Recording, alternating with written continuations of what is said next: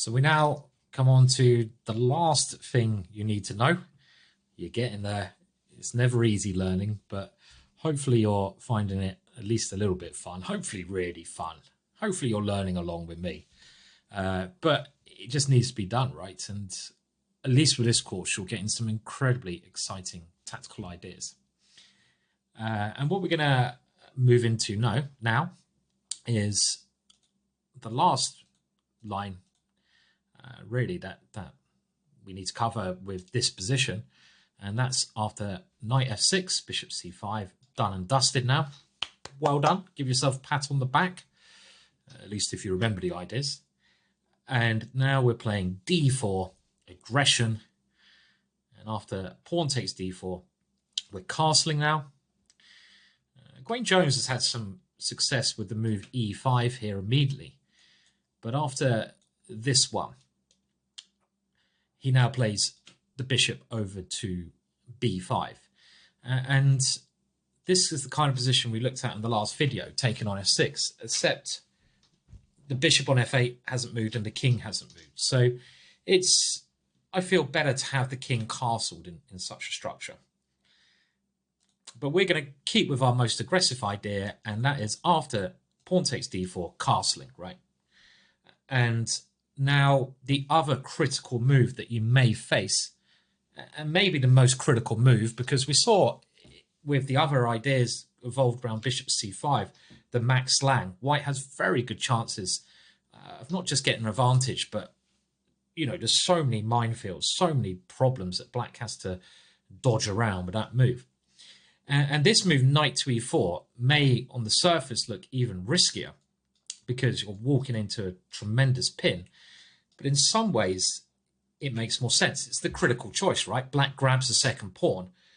And by capturing this pawn, we might get a forced sequence of moves. So trying to sort of simplify through a forced sequence. Now, the move we're recommending is the best move, rook to e1. Now, knight to c3 is a fun move. I mentioned this in the model games, but it doesn't actually work. And this is really crazy move, right? It doesn't work for a couple of reasons, to be fair. One, black can take it with a pawn when the idea is bishop f7. Is it the Nakamanson gambit?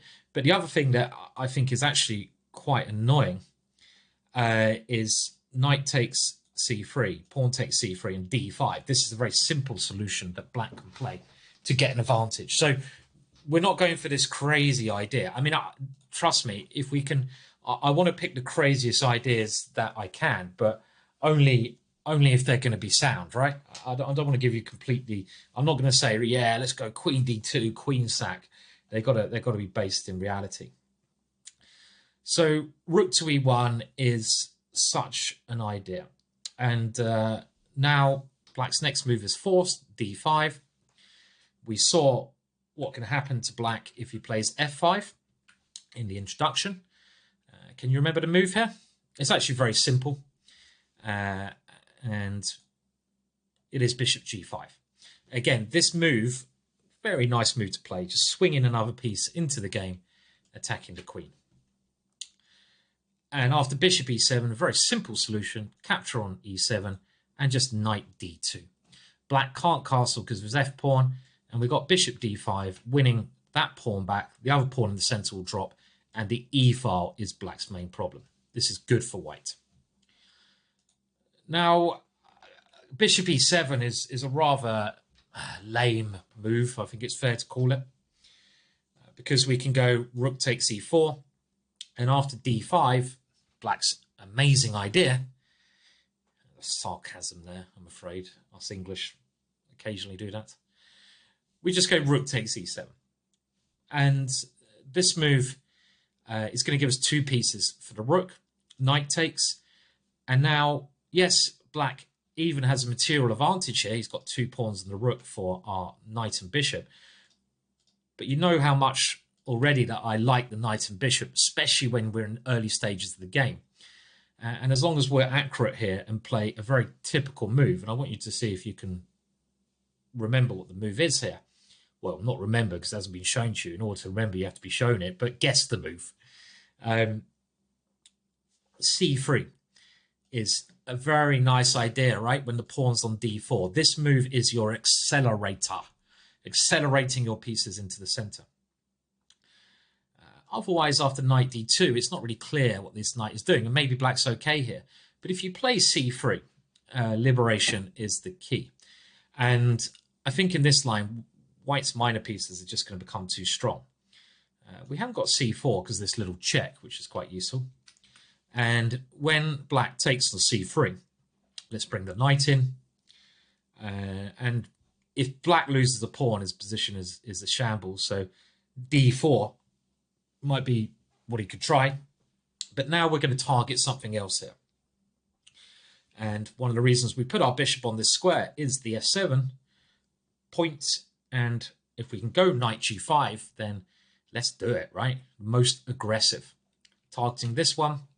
If black castles, we throw in more firepower, queen h5, and this is already a decisive advantage for white.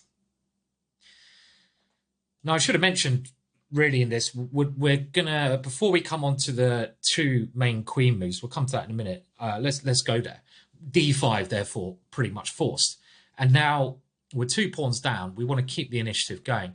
And it's been known for a while that bishop takes d5 is the standard way of doing this.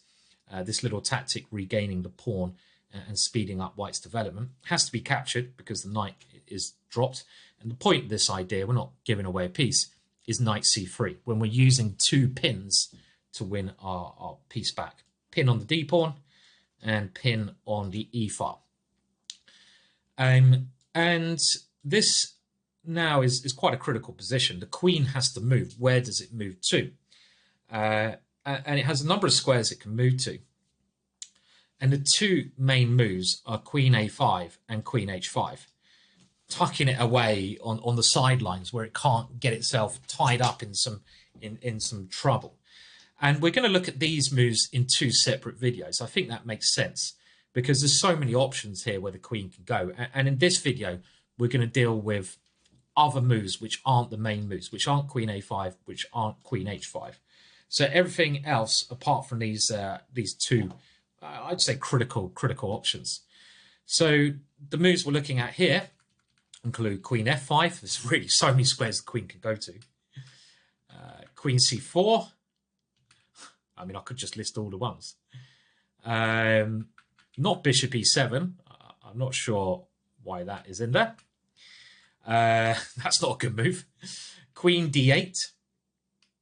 And this is the 3rd most popular choice. Queen d7 is our main line. Now, why is queen d7 our main line? Well, the thing is, queen d7 is our main line because I suggested, along with my co-author of my last course, Blair Connell, this move as black's suggestion against our gambit repertoire. And as so often when you're doing chess theory, you develop the theory as you go. And queen d7 we picked at the time. It's the course I think still a great course. Black's aggressive ways of playing, and we picked this move as a rare way to confuse white. And Richard Palos has taken that course and obviously gone into it even deeper. And you can always do this. Chess is about going backwards and forwards, and he's found some ways which he thinks white will challenge our main suggestion there. So it's like I'm in a bit of a conundrum. I think I said that right here. Because if I now prove that white gets an advantage here, people are going to say, oh, why didn't you put that in your last course? It's because it wasn't around at the time. We had to use Blair's excellent work and find that. If I don't show an advantage here for white, I'm not giving my most up-to-date thing the emphasis and joy it deserves. And I have to say, I'm always going to give the best lines, whatever people say. Whenever I'm doing a course, I want to do the best job I can, even if I give away my secrets, even if I'm never holding back. And if I think a line is equal in one of these ones, then we're going to try and work on it for days on end to try and improve on the current theory. That's what evolution of chess ideas is all about, right? So let's get rid of some of the worst moves here to start with. Now, queen to f5 seems a little bit weird. And our general rule is, in these lines, we're actually going to take back with a knight. Because taking the rook gives a check, but this is kind of the case of that Patsy to check idea, I feel, because our knight is not going to find a good square after this check, and in this case, it could even be lost. Our knight always wants to take here, because then our knight has very active threats and active squares to go to. On c3, it doesn't really have a very good route. So wherever the queen goes, pretty much, we're going to take with a knight on e4 to maximize all our pieces. And that goes with knight takes e4 here. And we have a little nasty idea here, of course, of ambushing the black king with some check, either coming forwards or coming to g3. So black has to block the file, and there's two ways that black can always do this, right? He can block with one of the bishops. So which bishop does he block with? Well, bishop e6 is the worst way to block, I feel, because, well, we can even go bishop g5 and stop castling, but simple. If we can get a simple advantage, we will do that. And knight takes d4 is such a simple advantage we can go for.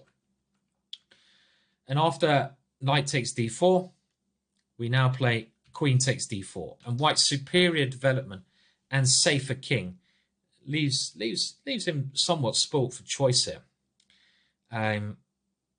What does black play in this position? Well, if black goes rook d8, we just drop the queen to c3, and this is the best square because, as well as keeping an eye on g7 if black decides to move the bishop, we threaten a pawn here, and already it's just the black king, you know, which is the problem in a number of these side lines throughout the course. If black doesn't play the critical line, his king is just going to be left really screaming at the position, and screaming at the player of the black pieces. Probably, if the king could speak, if the pieces could speak, what would they be saying to you? Well, the black king here would be going, "What have you done to me? Why have you left me here? I thought I was precious to you. I'm precious. You're leaving me in the middle. Don't do it." And we can go a little bit further. Let's say queen g6 here. I mean, I don't know what else to suggest. Queen g6 is trying to trick us, because after queen takes c7, there's not really any other good moves. Queen takes e4, and black's like, "Yeah, man, I'm so clever. I've tricked you. Yeah, I'm going to back rank you." Queen d8, and then black starts crying because we win everything. Well, not everything, but enough. So bishop e6, knight takes d4, knight takes, queen takes. I mean, if not rook d8, then bishop e7 I would play bishop e7 if I got into this horrible position with black, because rather than leave my king in the middle, I'm hoping for queen takes g7, which we're not going to do when I can castle. And all of a sudden, I'm like, yeah, I'm coming at you. But of course, we are not in a million years going to grab that pawn on g7. This is not what the course is about. The course is not called pawn grabbing your way to a defensive position. Maybe when chessball run out of titles, they have to start coming up with these ideas. I like that title, actually, for some reason. Pawn grabbing your way to a passive position. But we're not there yet. We've still got more titles in us yet, and fun ideas and good ideas. So we're not doing that one. And actually, there's a bizarre idea of bishop h6 here. If you want to be, you know, depending on what you've smoked, maybe. This is not ridiculously stupid. Would I be able to resist playing this move? Well, probably, because I prefer, just again, I do prefer simple moves. And bishop, if we've got a good position, we don't need to complicate. And this move, bishop g5, is more to the point, I feel, because we are asking questions. And now bishop takes g5 is forced, and our idea here is now queen takes g7. And the difference here is that black has to castle, and now we go queen takes g5, and we get the queens off. And I don't mind doing something, an operation like this, if the queens can come off, because we're going to really be a pawn up in an ending. Black can only try rook d2 for compensation. Nothing's happening on the g file, the queen's off. But white should be able to diffuse this. For example, knight takes e6. Let's get rid of the bishop in an open position. And now rook c1. Simply defending the pawn. Rook f8, well, we defend our point on f2 by moving it. And now if rook g8, if we had a knight on g5 still, we'd be in trouble. But in this position, actually just g3. And black's trying these one-move ideas, but it suddenly becomes clear here that they're only one-move ideas. We're not allowing the second black rook in. We're a pawn up, and clearly what should be a winning position here.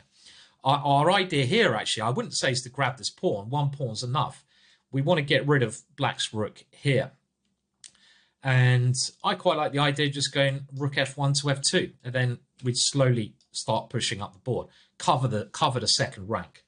So that looks like a good plan here. So queen f5, going back to, this is the key position. We just jump back to this position.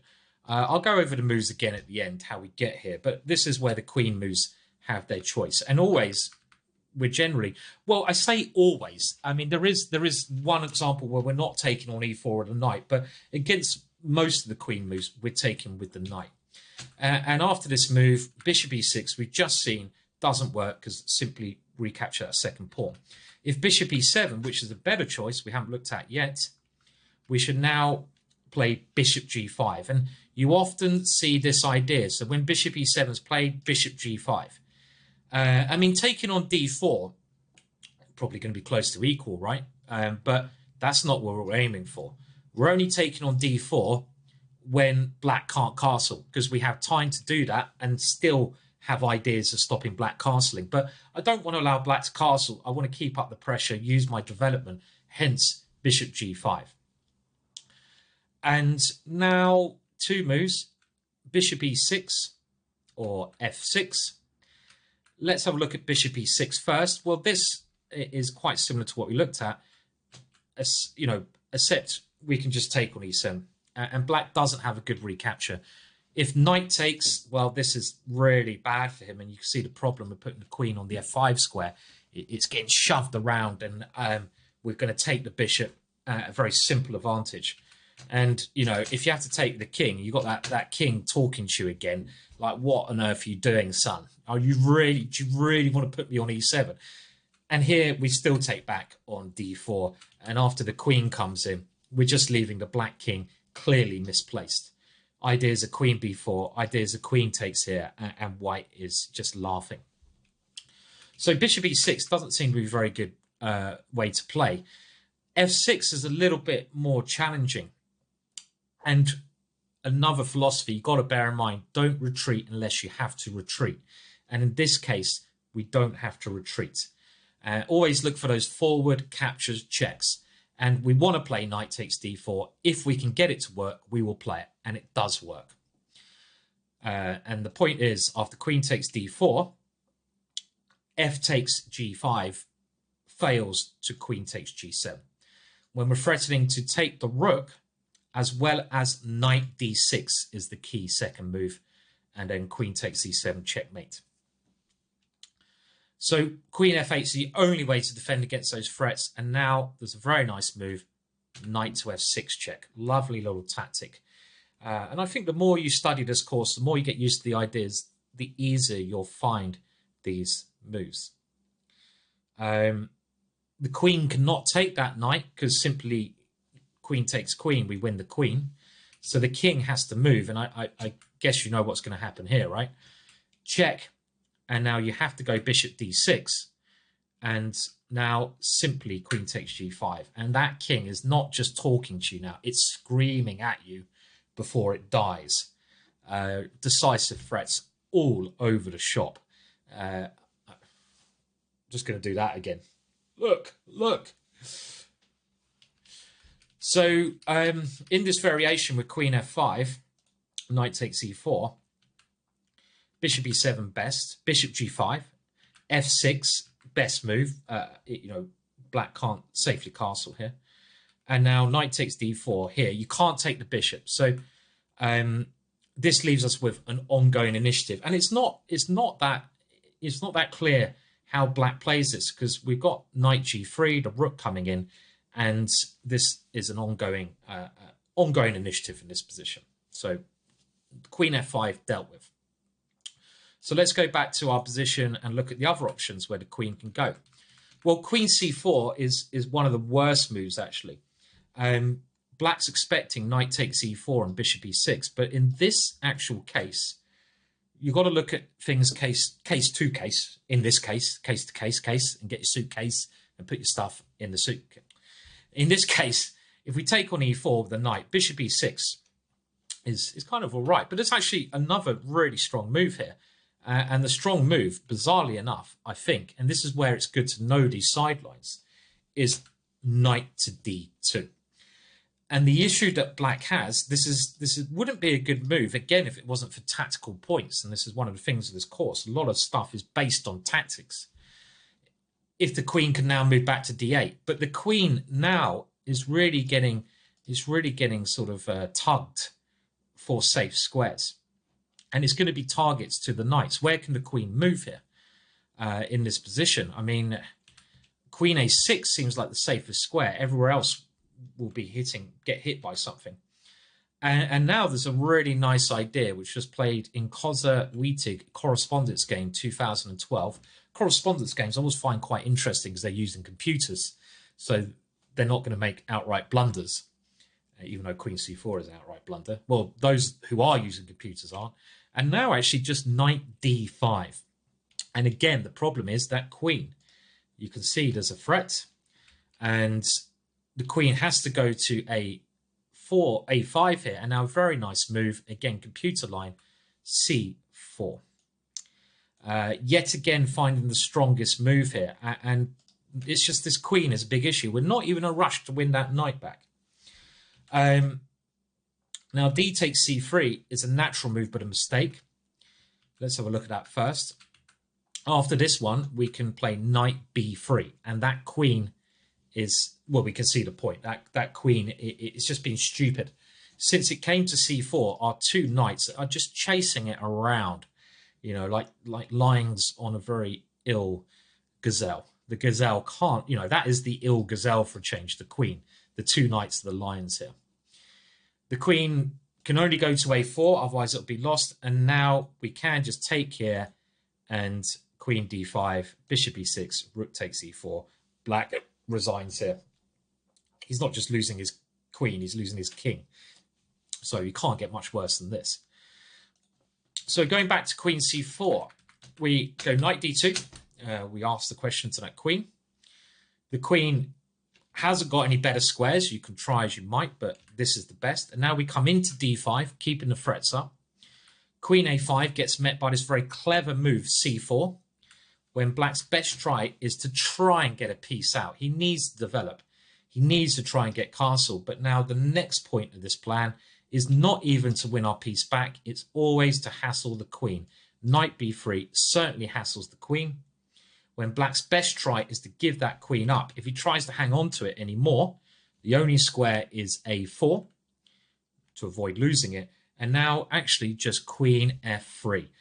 We could grab the rook there, but I like this simple solution of attacking the bishop, attacking the knight, and keeping this threat in the air.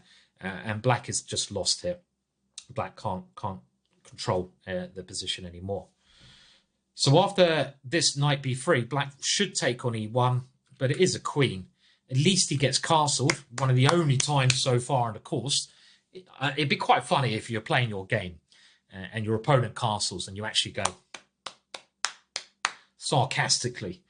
That wouldn't be funny, actually. It'd be quite rude, but I'd like to see someone do that. Could we see Magnus Carlsen doing that to a mere mortal grandmaster? The grandmaster castles and Magnus just... Yeah, well done, mate. I've only won your queen. You've only spent a queen getting castled. And here, materialistically, it's even, but the queen is generally better than the rook and bishop. And the other thing is we develop very freely. Bishop f4, hitting at c7, so bishop d6. And now let's start pushing those guys away. And now our queen has the g3 square with pressure against this, and this, and this, and this, and this. Our rook comes in, and that extra queen should count here. I mean, black can fight on here, but it's not going to be with great success. This move, if you're wondering, gets hit by some queen activity. So again, after our little tactic, bishop takes, knight takes, we've now looked at two of the inferior moves. Queen f5, we take on e4 with a knight. Queen c4, well, this is where we play the rather unique knight d2. And what about now the last option? We're coming to queen a5 and queen h5 in two separate videos, so we're really covering everything in depth. So what about the queen coming back to d8, the third most popular choice? Well, this is a position where we actually do take with a rook on e4, one of the only cases. And the rook adds pressure to d4 in this situation, and that's more important than stopping black castling. The reason for this is that the queen on d8 secures the bishop on e7 a bit. When the queen wanders off somewhere else, the bishop on e7 is not as well defended. But in these cases, in this kind of thing, let's say we do take here, bishop on e7 is very well defended. If we try our normal follow-up here, and our normal follow-up, I would say, is bishop g5, because we're trying to, you know, do some nasty things there. Well, I mean, there's nothing wrong with castling, and probably even f6 works for black, because the queen is a good defender. It gives that little bit of extra defense. So after queen d8, we're not really going for checkmate immediately. Instead, we're going to go rook takes, the only case where we really play this. And Lasker has actually played this position, ex-world champion Emmanuel Lasker, as with the white pieces and also with the black pieces. And now bishop e6, I think, is best. Bishop e7 is quite interesting, actually. What should we start with? Let's start with bishop e7. And now the point of our rook coming there, knight takes d4. And we can see why the rook's useful. We get our pawn back. And if this ever happens, clearly now we're doing well. For example, let's just bring the piece to f4. Black still can't castle, can't move his bishops. He's horribly tied down. Actually, Marshall, one of our heroes, right? Morphy and Marshall, we're playing like those guys today in this course. Marshall had this in London in 1899. Black can hardly move here. So black, I think, also is not advised to castle kingside. And this is one of those ones where we transpose into an advantageous ending by wrecking the pawn structure. And the queens can't be exchanged even because of this one. I say ending. Well, we will take the ending after pawn takes by taking on d8. This occurred in Tartakova with the white pieces, Ostend 1907. And now black is forced to put his pieces on rather peculiar squares. And actually now, rook c4. And here, okay, we're in an ending. I know some of you might be boo, but it's okay. Bishop f5. There's no adequate way to defend that. And now bishop e3. And it's what remains on the board that counts, not what you swap off, right?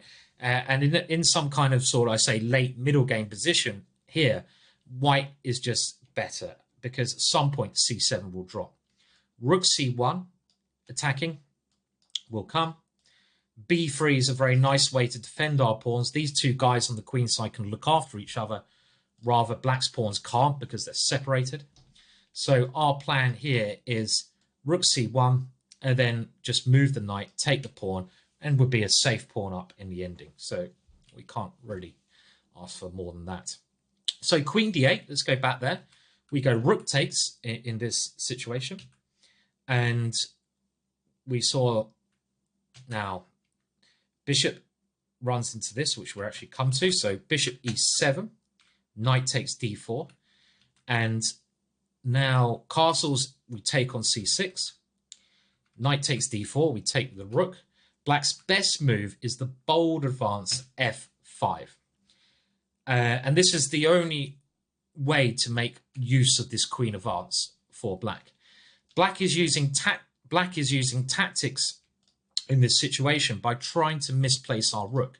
And this is a very similar idea to what I suggested that black plays with the queen on d7 in the previous course, the Dynamite course E5 for black. And now we should play rook to f4. Now, this looks a little bit misplaced, and it is, but let's remember black's weakened his structure with this one. We were trying to make other moves work, me and Richard, but rook e7, I'm not going to even go there. It just doesn't work. But we did have a bit of excitement about bishop h6 here, which is only enough to play for a draw. It's a fun move to play. Crazy, right? But the problem is, after here, bishop takes g7. If the rook moves, well, we're going to be winning with our queen coming in here. I'll show this nice line that we spotted, which is pretty much forcing. And now we have two different knight checkmates. So you can give this a whirl in a blitz game. But unfortunately, black doesn't have to move his rook. And if he goes king f7, then we should take this one and go here. And we're playing for a draw, a perpetual here. So we can't recommend this, unfortunately, as our main idea. So after queen d8, check, bishop e7, knight takes here, f5. We're going rook f4 because we want to play for the win. And again, there are a number of choices here. I mean, g5 is just far too loosening because now this check comes in.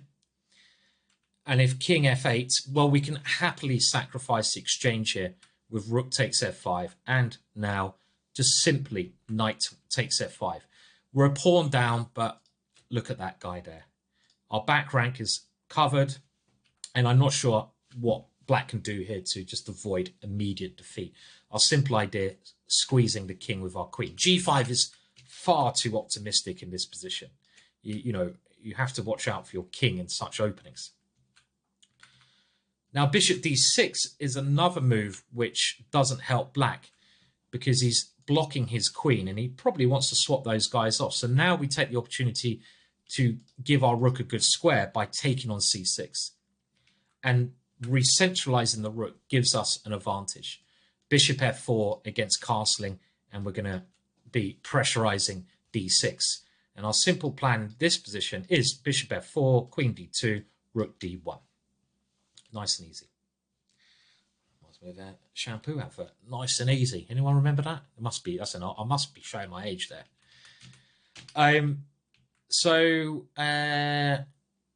What else can we play? Well, castling is not the last. The option we'll come to.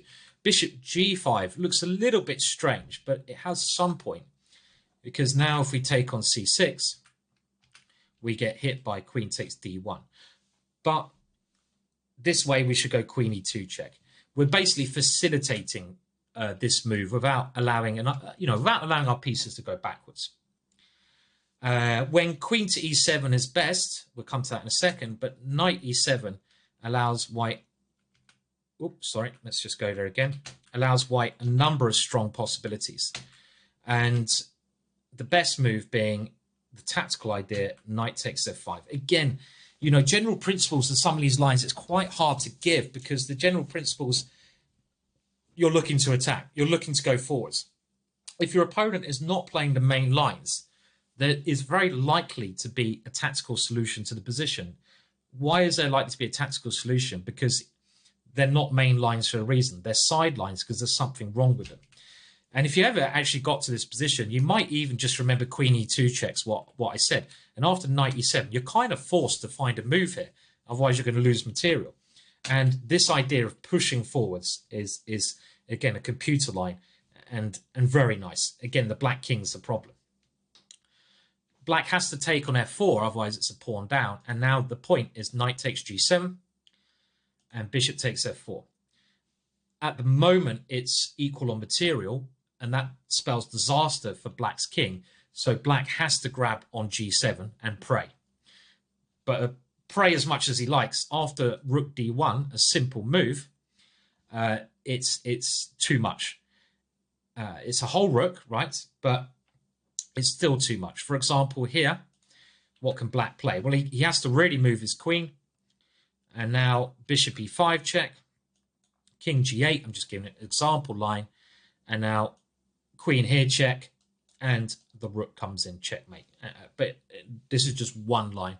There's no good solution. So quite a nice line there. We'll look at this again because there's so many little lines that black can play. I think it's worth going over them. So queen d8, we take with a rook because in this case, we want to have the option of capturing that pawn.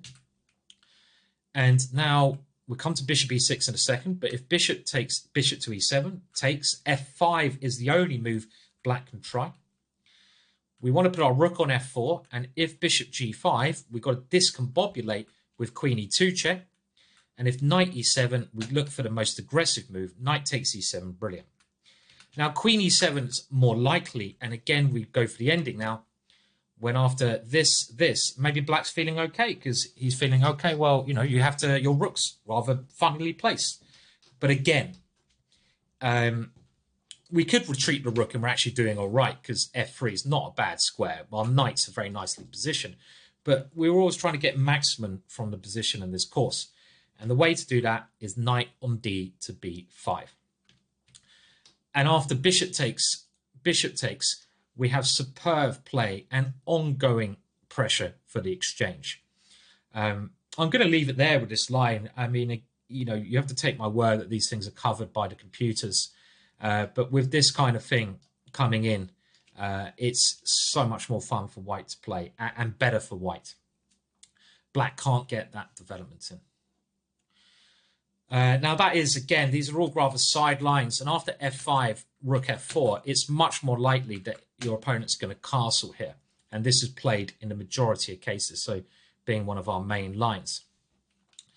And in this structure, I think now it's right to take on c6 because we're going to damage those pawns. Yes, we have to move our knight backwards, but we're going now for a slight advantage in the ending. When the queen comes back to d8, unless black goes wrong, we're not going to checkmate him. And this is why in the course that me and Blair put together, we wanted to put the queen on d7 so the queen could take here. After b takes at some moment, just that pawn structure is very loose. If black swaps the queens off first and takes here, I kind of like the rather peculiar move. Our rook's clearly, we've got to just rearrange our pieces. If we can do that, we're better. And I like the rather strange move of moving the rook to a4. And this is aimed to tie down this pawn and win that pawn and win the game with our a pawn. This is a nice idea. The other square and the other plan we can do here, and we want to just finish our development, is bishop f4 and knight to e3. For example, let's look a little bit more. g5 at least stops that plan. But now we have to be flexible. That is opened up. So I'm actually going to now try to put my bishop on that open diagonal. Rook d8, the bishop comes there. f4, trying to keep the knight out the game. Now f3, trying to get the knight back in the game. If we can get that knight in the game, we're better. Bishop c5 check. If bishop f5 here, knight to f2, bishop takes here, and now rook c4. And we're going to win our pawn back because rook d6 fails to bishop b4. And I like our position. I think after rook c4, black is a little bit overextended here. We've even got h4. And then if h6, we can take those pawns off. And once we've got rid of black's h-pawn, so let's say we've moved it there, our knight has a very nice square here. And combined with our bishop, that's going to be quite an awesome attacking formation there. So bishop f5, we don't worry about that. It allows our knight into the game. So I think bishop c5, more logical. Our knight comes in, bishop f5, so black can transpose to this. And now a very useful move, h4. And we just mentioned this move. This gives our king that little bit of luft, and it aims to break up those pawns. You can see our rook is very safe over on this square. And if h6 here, I want to play king f1 now. And here my knight is getting ready to move.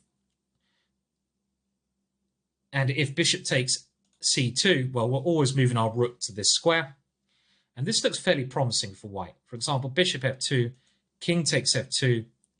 We're threatening to take there, and we've got this overextended pawn structure of blacks. The black king is weak. And very handily, our bishop is much stronger than blacks. We're defending against any intrusion, and we're also attacking along this diagonal.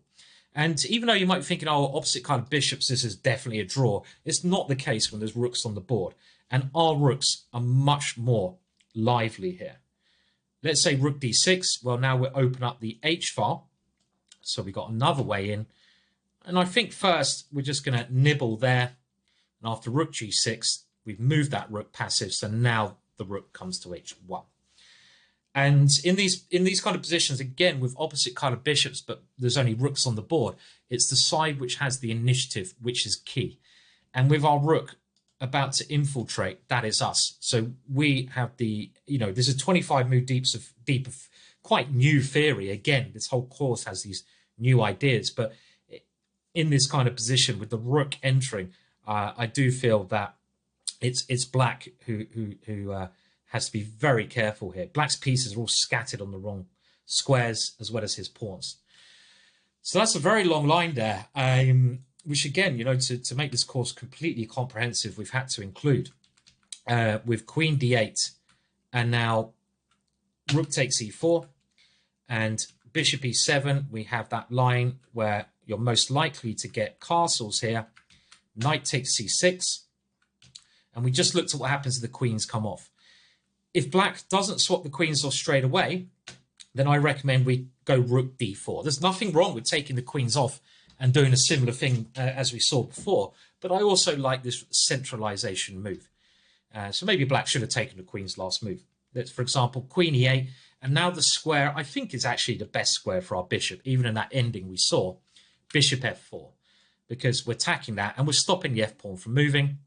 And now bishop f6 is actually a fairly old line, which has seen a bit of action recently.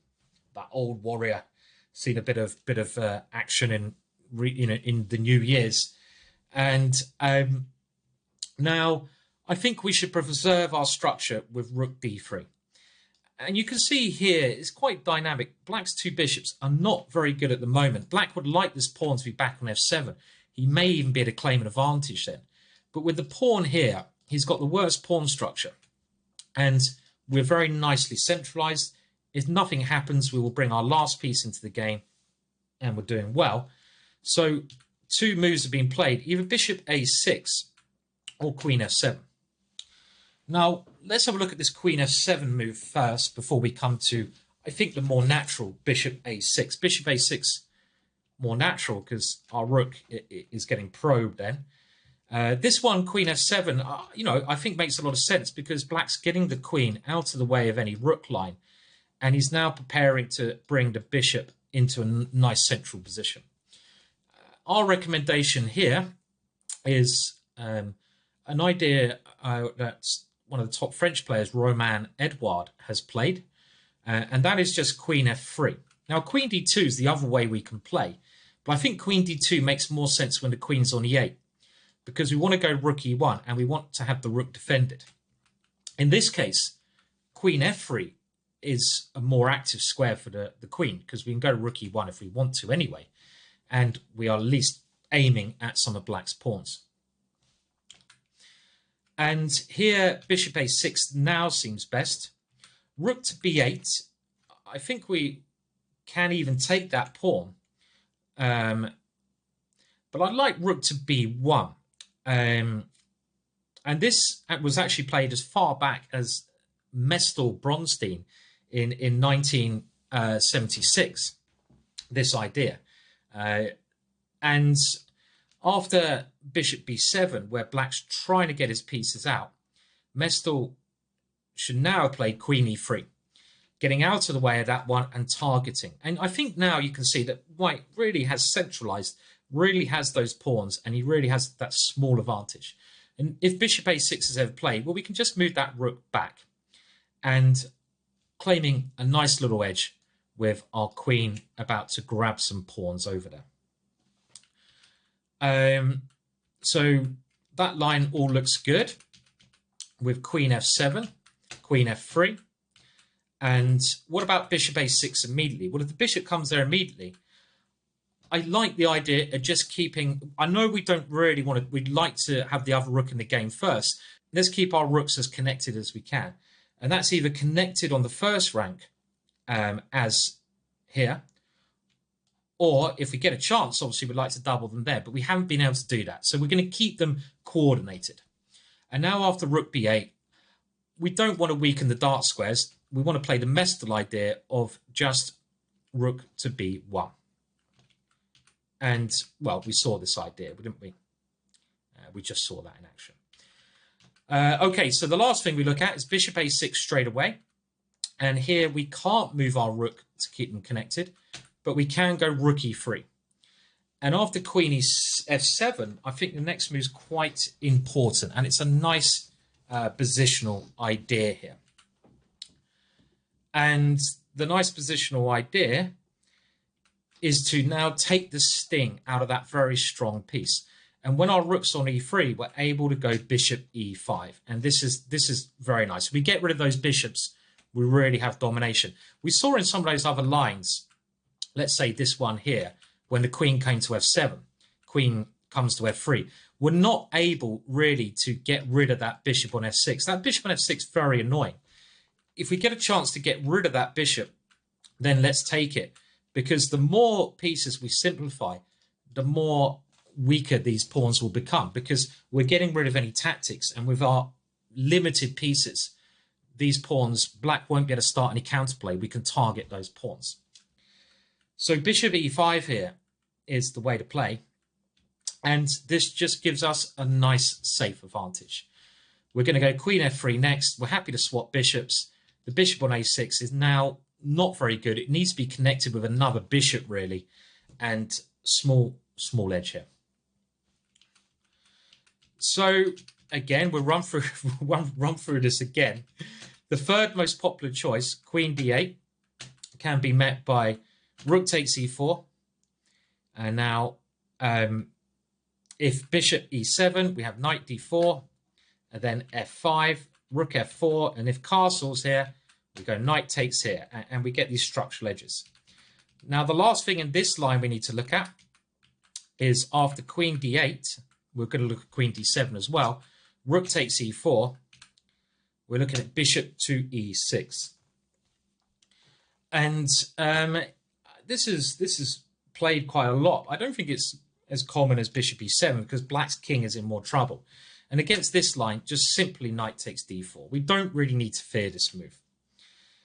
And because of threats to the bishop, black really has to take here. But now we can see why this is inferior. Black has to move his queen.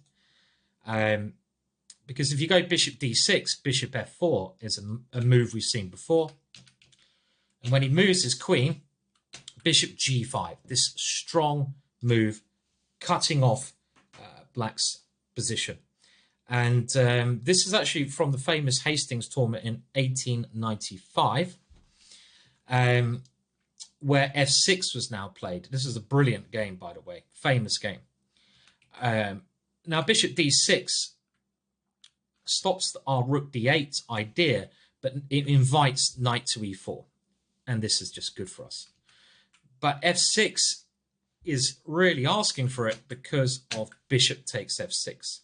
And we should always be looking for going forwards, as we know. I mean, if you get to this position and your first thought is not to look at this move and always the most energetic moves, you need to change your thought process. You need to think in the most energetic manner, all of these variations.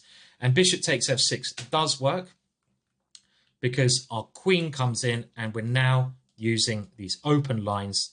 And after bishop f7, if king e7, just rook e1, there's too many threats here, knight d5. That's not how a knight moves. Rook e4 coming in. And if bishop f7, blocking it, then rook e1 check.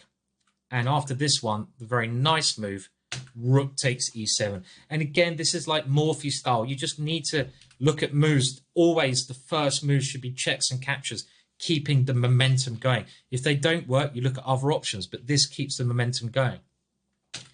King takes, check, king e8, and now rook e4 check. And after bishop e6, knight d5. And again, yes, we're a rook down, but this is now crushing. There's no good way to stop these threats coming in, and black's position is hopeless. What can black play here? Black hasn't got a good move.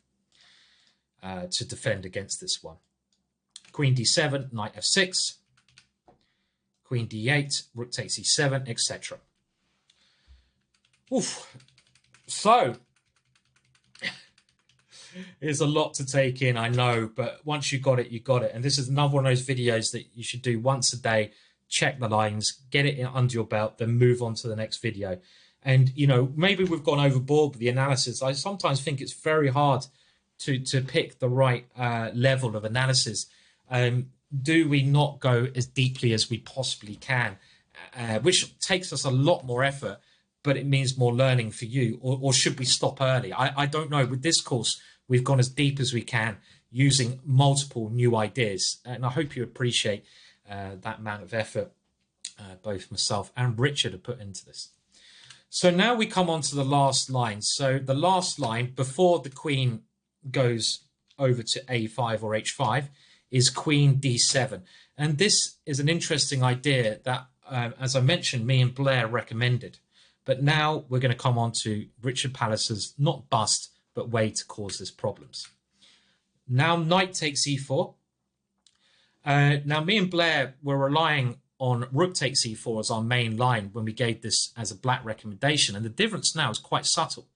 Because if we go here, f5, rook here, castles, you remember in the last lines the queen was on d8. But now when we take on c6, black doesn't damage his pawns. Black can take with a queen. And this makes a tremendous difference here. Black's pawns are strong, and if anyone's better, it's black in these positions. So we don't want to allow this. And that's why Richard's found the idea of knight takes e4. And now this file has to be blocked. The bishop can't come to e6. So bishop to e7. And what is our standard move against bishop to e7? Can you remember the standard move? And it's bringing all our pieces into the game. We're not taking on d4 here. We can't do that. We can't do anything with our active pieces. When you can't do anything with your developed pieces, you look at your reinforcements, bishop g5. And now I think it's time for black to castle. f6 does not work because of the very pretty bishop takes f6. And we now see a downside of the queen being on that square. So black should castle. And now we just take on e7. And here, queen takes e7. You don't want to move the knight back as well. Knight takes d4. And it may, again, me and Blair consider around here that black should be equal, but we're going to now go that little bit deeper into new territory. And we're going to suggest, also, I would like to say, it's not just me and Blair who missed Richard's moves. It's also Sepharaman, the very strong Indian player, who did a brilliant course on 1e4. And he also missed the idea that Richard has found. It just shows you how diligent Richard Palliser, my co-author on these things, is. Absolutely brilliant co-author. And the idea now is bishop d7 seems best. After knight takes d4, we still need to be precise here. And maybe black's very close to equal, but you can see our activity still gives us that little edge. Rook d8, and now knight to c5 is the move that just keeps us with that small edge. Queen now is in a little bit of trouble. We don't want to go into an ending as black here, allow that one in. So the queen has to come back, and now queen e5 gives black some problems. Yes, it's a symmetrical pawn structure, but our pieces are more centralized and we have the immediate threats. Maybe black can play this way. Maybe it's not too bad for black, but we take white here. Like I have mentioned, this is probably as close to equality as black can maybe get in these lines, and it maybe is even equality of correct play. But black's on the passive side of that with his pieces here. Now the line me, Blair, and Sepharaman give is bishop d7, and here we all recommended queen h5 because this looks very, very natural, with some tricky ideas of meeting this one with knight here. Quite an attractive line. But queen h5, something that Blair found, all credit to Blair, can be met by rook to e8. And this, I'm not going to go into it because we're looking at this from the white side. this is okay for black. But the new idea that Richard Palliser has found here might look a bit innocuous. I keep mispronouncing that word. It might not look threatening. Dyslexia, I have to find words that I don't.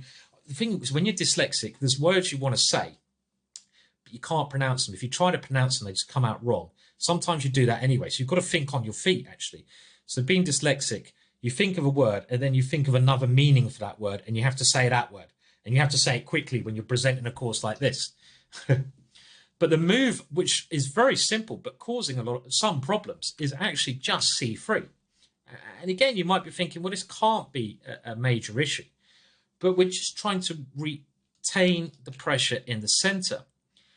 And we're just playing in a very simple way. Queen d2 and even a rook d1. And with our centralized knights and rooks, black has some chances for equality, but black has to be careful here.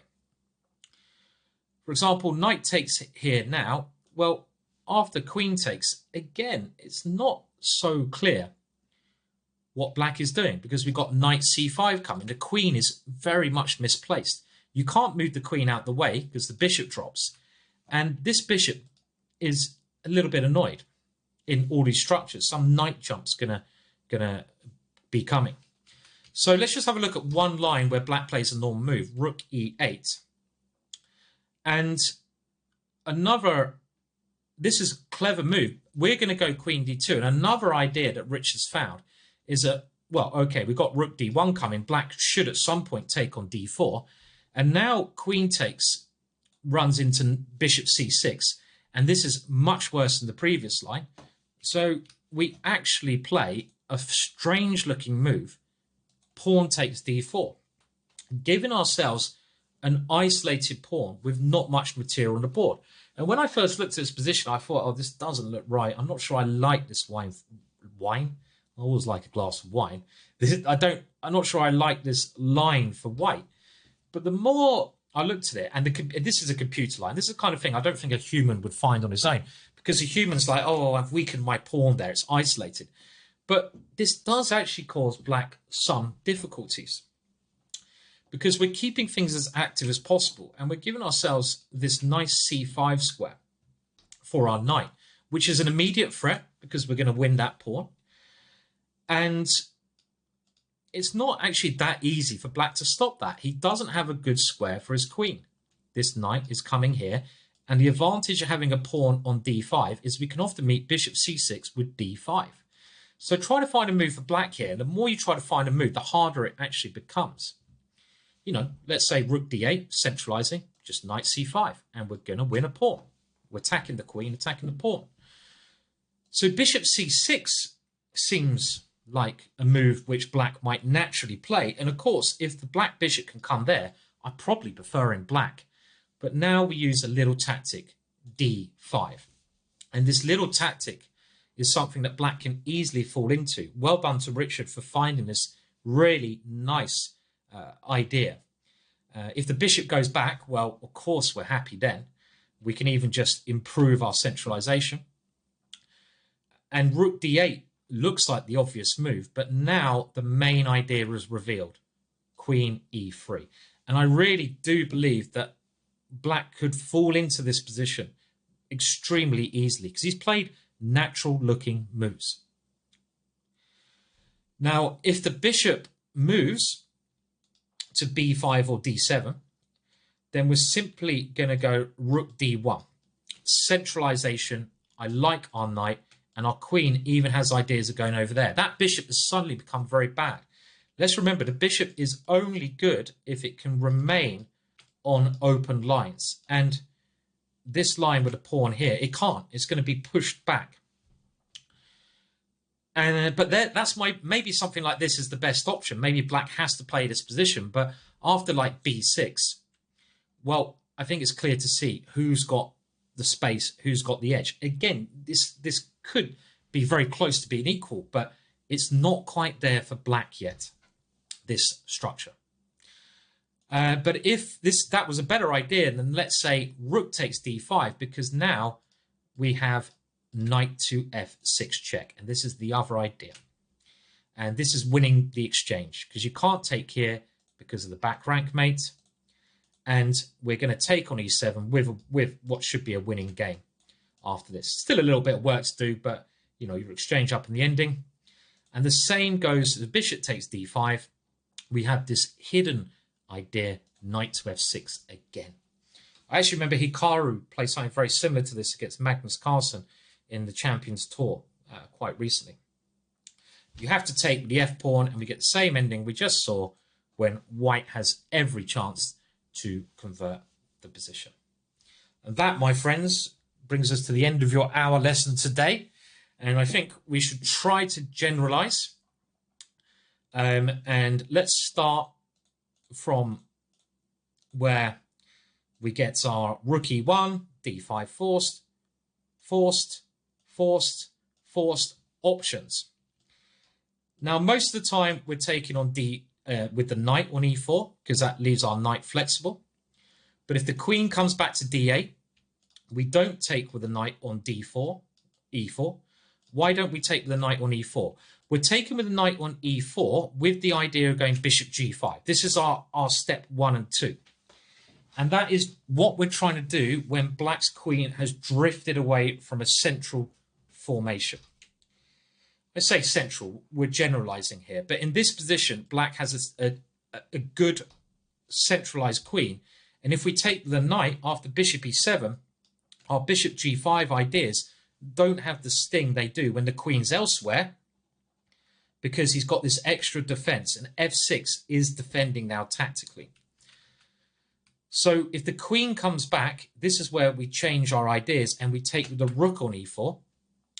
And after the best defensive move, bishop e7, we're not going for bishop g5 now because our knight's on pre. We're just swapping plans. The knight takes d4.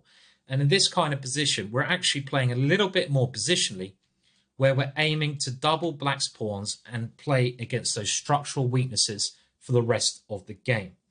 With some accurate play, we want our bishop to come out and just to develop normally. And then if we get a chance, we swap the dark square bishops off if we can double the pawns and play against those structural problems. Now, where else can the black queen come? Remember, a5, h5 covered a little bit later. If the black queen comes to c4, this is where we think outside the box and we realize that the black queen is kind of now stranded on the queen side. So we don't even take the knight, we go knight d2 because the queen can't get back to a safe square because it will lose itself. And it has to remain over here when we have numerous tactical ideas based on knight d5. And after queen a5, c4. And in these lines, we're not even winning this piece back. We're winning the queen in most of the lines. Now, if the queen comes to f5, what do we do here? Well, now we see that the queen is not as well centralized because it's not defending e7. So here we can take with the knight, and after bishop e7, we can play our standard move, bishop g5. Because in these positions, this square is much looser because of the placement of the queen. So this is when we can go for rapid development. So you've got to decide really, are you going knight takes and bishop g5? Or are you going rook takes and aiming to take on d4? It depends where that queen goes. And the other case is queen d7, this very interesting move, which I think we did find a very good cause for on our last one. When if we now go rook takes, it's not about the centralization, but it's more about in our standard plan in the last line when we take there and take on f6, we're not causing black structural damage because the queen can capture. So this doesn't have the punch. So what we're going to do now is take with a knight. And yes, black can get castled. We have to try this idea. But luckily for us, there's still a bit of discombobulation in black's position because of the bishop and queen. And this gives us a couple of tempo to at least cause some problems for black. And the important novelty is this c3 idea that Rich has found. Very simply trying to play queen d2 and move the rook over. And this will keep the pressure on black. A lot to take in, I'm afraid. And we still got the two main moves to do. But you're certainly going to be well prepared at the end of this Grandmaster Gambits course.